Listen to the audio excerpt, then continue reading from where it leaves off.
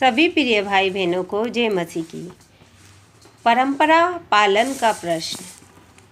तब फरीसी और कुछ शास्त्री जो यरूशलेम से आए थे उसके पास इकट्ठे हुए और उन्होंने उसके कुछ चेलों को अशुद्ध अर्थात बिना धोए हाथ से रोटी खाते देखा, क्योंकि फरीसी और सब यहूदी पूर्वजों की परंपरा पर चलते हैं और जब तक भली भांति हाथ नहीं धो लेते तब तक नहीं खाते, और बाजार से आकर जब तक स्नान नहीं कर लेते तब तक नहीं खाते।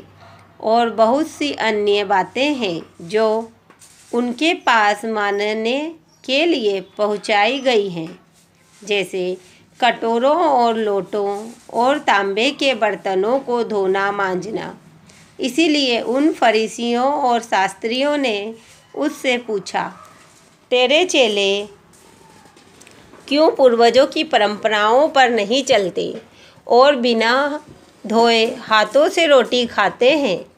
उसने उनसे कहा, यशायाह ने तुम कपटियों के विषय में बहुत ठीक भविष्यवाणी की, जैसा लिखा है, ये लोग होठों से तो मेरा आदर करते हैं पर उनका मन मुझ से दूर रहता है। वे व्यर्थ मेरी उपासना करते हैं, क्योंकि मनुष्यों की आज्ञाओं को धर्मोपदेश करके सिखाते हैं। क्योंकि तुम परमेश्वर की आज्ञा को टालकर मनुष्यों की रीतियों को मानते हो।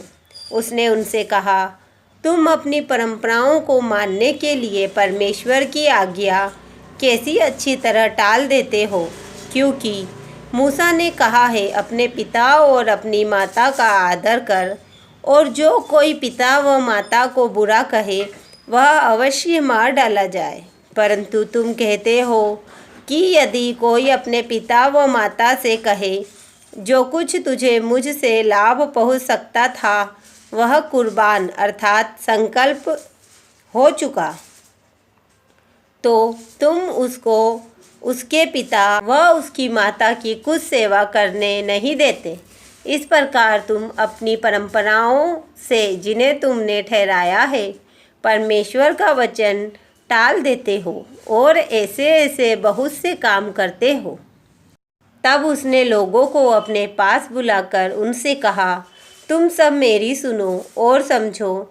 ऐसी कोई वस्तु नहीं जो मनुष्यों में बाहर से समाकर उसे अशुद्ध करे, परंतु जो वस्तु मनुष्यों के भीतर से निकलती है वे ही उसे अशुद्ध करती है। यदि किसी के सुनने के कान हो तो सुन ले। जब वह भीड़ के पास से घर में गया तो उसके चेलों ने इस दृष्टांत के विषय में उससे पूछा। उसने उनसे कहा, क्या तुम भी ऐसे ना समझ हो? क्या तुम नहीं समझते कि जो वस्तु बाहर से मनुष्य के भीतर जाती है वह उसे अशुद्ध नहीं कर सकती, क्योंकि वह उसके मन में नहीं परंतु पेट में जाती है और संडास में निकल जाती है। यह कहकर उसने सब भोजन वस्तुओं को शुद्ध ठहराया। फिर उसने कहा, जो मनुष्य में से निकलता है वही मनुष्य को अशुद्ध करता है, क्योंकि भीतर से अर्थात मनुष्य के मन से बुरे बुरे विचार, व्यभिचार, चोरी, हत्या, परस्त्रीगमन, लोभ, दुष्टता, छल, लूचपन, कुदृष्टि, निंदा, अभिमान और मूर्खता निकलती है। ये सब बुरी बातें भीतर ही से निकलती है और मनुष्य को अशुद्ध करती है। फिर वह वहाँ से उठकर सूर और सैदा के देशों में आया और एक घर में गया और चाहता था कि कोई ना जाने, परंतु वह छिप ना सका। और तुरंत एक स्त्री जिसकी छोटी बेटी में अशुद्ध आत्मा थी उसकी चर्चा सुनकर आई और उसके पांवों पर गिरी। यह यूनानी और सुरूफिनिकी जाति की थी। उसने उससे विनती की कि मेरी बेटी में से दुष्ट आत्मा निकाल दे। उसने उससे कहा, पहले लड़कों को तृप्त होने दे, क्योंकि लड़कों की रोटी लेकर कुत्तों के आगे डालना उचित नहीं। उसने उसको उत्तर दिया, सच है प्रभु, तो भी कुत्ते भी तो मेज के नीचे बालकों की रोटी का चूर चार खा लेते हैं। उसने उससे कहा, इस बात के कारण चली जा, दुष्ट आत्मा तेरी बेटी में से निकल गई है। उसने अपने घर जाकर देखा कि लड़की खाट पर पड़ी है और दुष्ट आत्मा निकल गई है।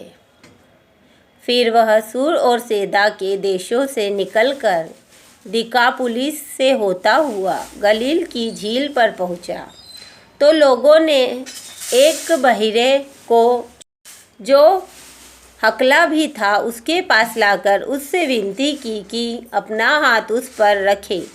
तब वह उसको भीड़ से अलग ले गया और अपनी उंगलियां उसके कानों में डाली और थूक कर उसकी जीभ को छुआ और स्वर्ग की ओर देखकर आह भरी और उससे कहा, इप्फतह, अर्थात खुल जा। उसके कान खुल गए और उसकी जीभ की गांठ भी खुल गई और वह साफ साफ बोलने लगा। तब उसने उन्हें चिताया कि किसी से ना कहना, परंतु जितना उसने उन्हें चिताया उतना ही वे और प्रचार करने लगे। वे बहुत ही आश्चर्य से होकर कहने लगे, उसने जो कुछ किया सब अच्छा किया है। वह बहिरों को सुनने की और गूंगों को बोलने की शक्ति देता है। आमीन।